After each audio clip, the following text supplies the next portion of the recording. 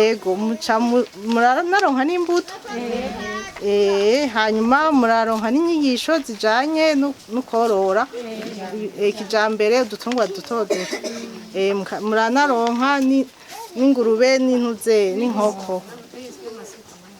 ego nuko anyibukije amasuka n'ivyo twarabahaye turabaha n'ibikoresho nk'ubu muci biza birabafasha gushobora kugira kuvomera indemamubiri na nsanganyangaburo na ntanganguvu burakoze hanyuma icari gisigaye twarabigisha ingene mwoshobora kubiteka bivanye n'ivyo muronka aho iwanyu bikagirira akamaro abana bacu hanyuma ikindi cari gisigaye sana ariko n'abariko barasozererako twari ukubashikiriza kano kantu twabagemuriye nuko yabishikirije mugenzi wanje nibaza ko bizobafasha cane kuza murabibika mubibikana isuku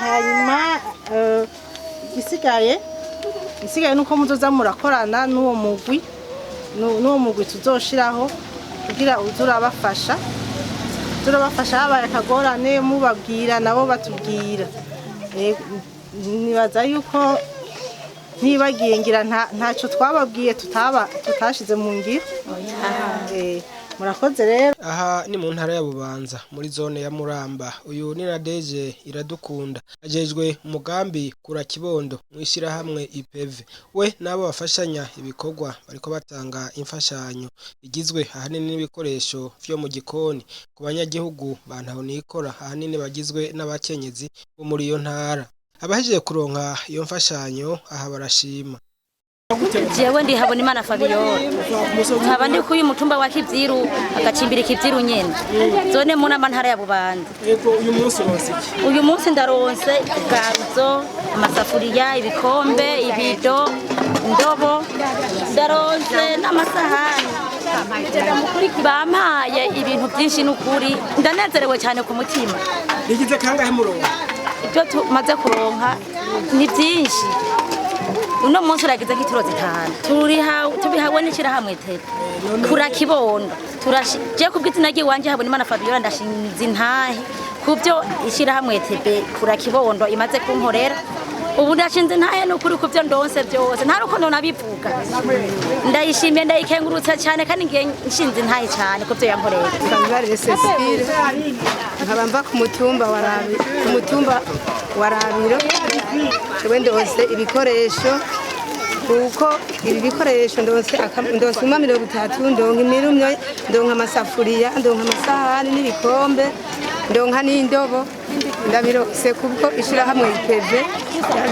rifashwe mu mugongo na Chivisi yaduhaye kugira ngo tuze turagira ibikoresho tuturahere tugaburamwo abana n'ukuri jewe mbere nari gisakana k'imfuvyi ariko ishirahamwe IPV ndarishimira rwose mbere n'umunezero mbere udasanzwe nkaba ndarishimiye n'ibintu baraduhaye ibintu byinshi baraduha amasuka baraduha ibintu byinshi babiduhaye inshuro zitanu turabashimiye kandi turabakengurukiye muzohore gutyo ntimuze muhore gutyo mwenyene kuko baratuhaye n'inyigisho zo kugira ngo tuze turagaburira abana indya zo gufungura neza mu migwi 3 intanganguvu nsanganyangaburo na ndemamubiri rero ivyo bintu rero ni kuvuga iryo shirahamwe turarishimiye rwose mu bikorwa byose badufashije abana kugeza uno munsi bameze neza abana n'ubu bafite ubuzima bwiza kubwira ishirahamwe IPV nitwa Nzinahora Claudine ibi bikoresho bigizwe n'amasahani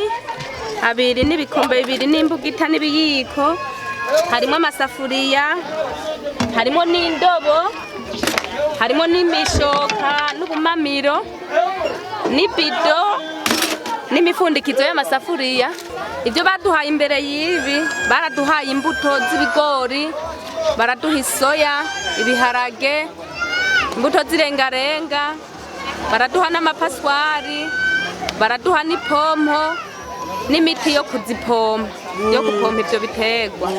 None wumva umerewe gute? Nukuri numva merewe neza cyane ndashimye numva akanyamuneza ari kose. Igenda heruka narabonye ingurube yangurube iracyariho imeze gute? Ingurube iracyariho irakuze kweri. Ego imeze neza cyane. Hari akajambo ko gushima wowe ufise? Ego ndagafise n'ukuri. Akajambo ko gushima numva novuga ndashimiye irishira hamwe n'ukuri ryatwitayeho rikatwereka ingene turima, rikatwereka ingene dushobora gutegura ibifungurwa by'abana bacu. Umuhungu wanje ni babiri, ni bukuru na butoyi. Ubu ni bukuru, butoyi nawe n'ubu mpetse ngaha ku mugongo. Ubuzima bwabo bumeze gute? Nukuri ubuzima bwabo bumeze neza.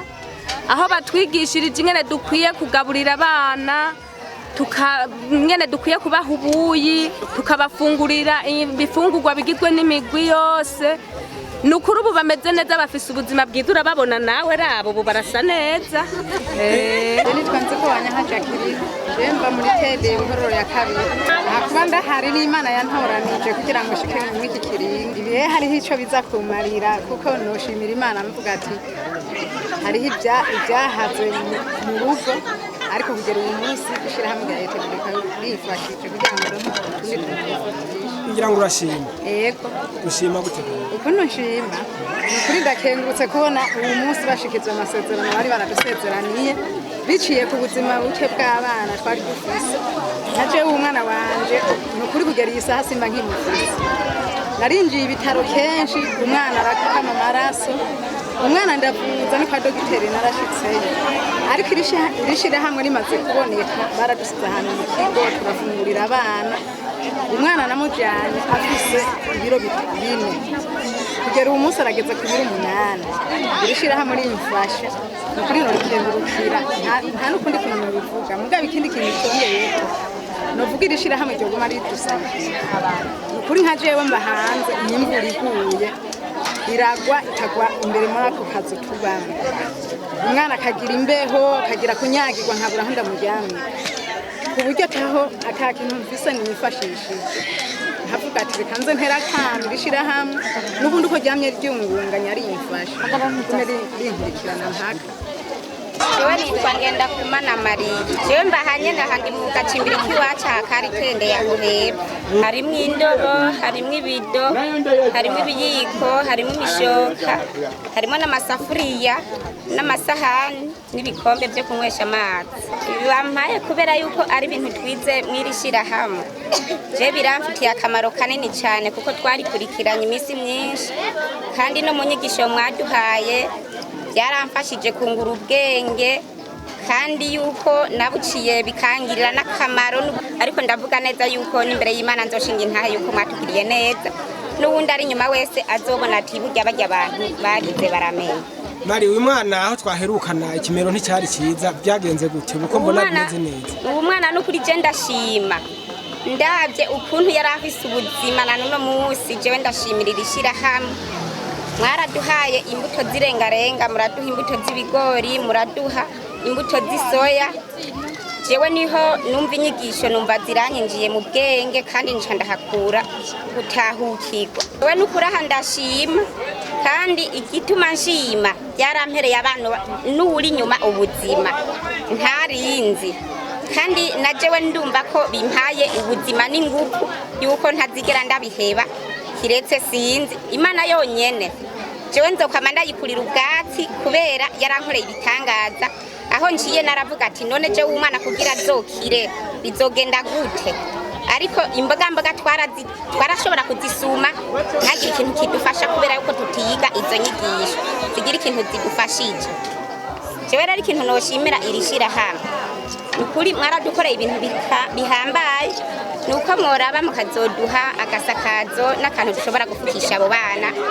Nobashimira imyaka n'imyaka mwarakoze. Nyabenda Jean Marie umukuru wa zone Bubanza arashima iyo mfashanyo kandi agasaba n'ayandi mashira hamwe kugira nk'uko uyu munsi uteye igomwe. Ubwa mbere hoho usanzwe ari umunsi mukuru w'igihugu mu makomine yose ageze igihugu cyacu Burundi.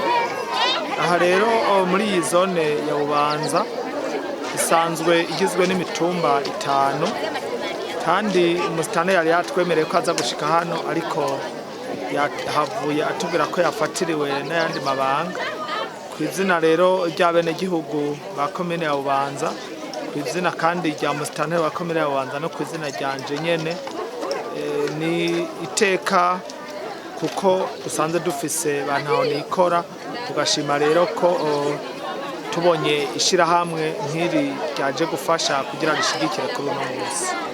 Dutera kamo yuko abantu bose bagira umutima wo gufashanya kuko wamye ari umuco n'umugenzo w'abarundi n'abarundikazi, kugira ngo babonerweho uko ayandi mashirahamwe akora, ubwo dusanzwe tuzi ko bantaho nikora iyo umuntu abashigikiye nabo baraheza bagashima. Userukira imbere y'amategeko shirahamwe IPV arashima aho bagejeje ikivi kandi ngo nubu ntazotezura mu bikorwa byo gufasha abantu aho nikora. Ni Methode Hakizimana sanzwe serukira imbere y'amategeko shirahamwe IPV, kuvuga ngo iniso no kura promotion de vulnerable. Mu Kirundi ngo ari tugira urunani kugira ngo ishobore gufasha abantu aho nikora. Duheje gutanga imfashanyo kuri abantu aho nikora bari mu mitumba ya Muramba na Buhororo muri komine ya Bubanza.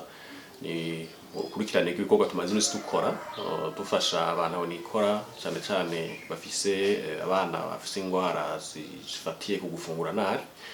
Uyu munsi leta tugeze ku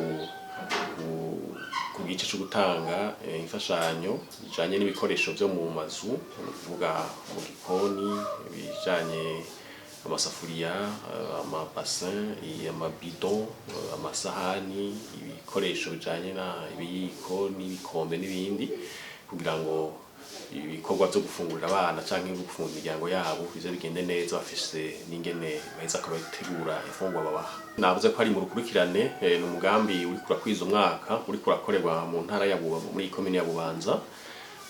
Tugitangura twarabigisha ingene borora ibitungwa bito bito, twari twabahaye ingurube mwazibonye ingene zisa, ni ingurube ziteye igomwe kandi natwebwe ziduhiteka. Hanyuma twarabahaye n'inkoko, ntimwashoboye gushika aho ziriko imitumba itandukanye.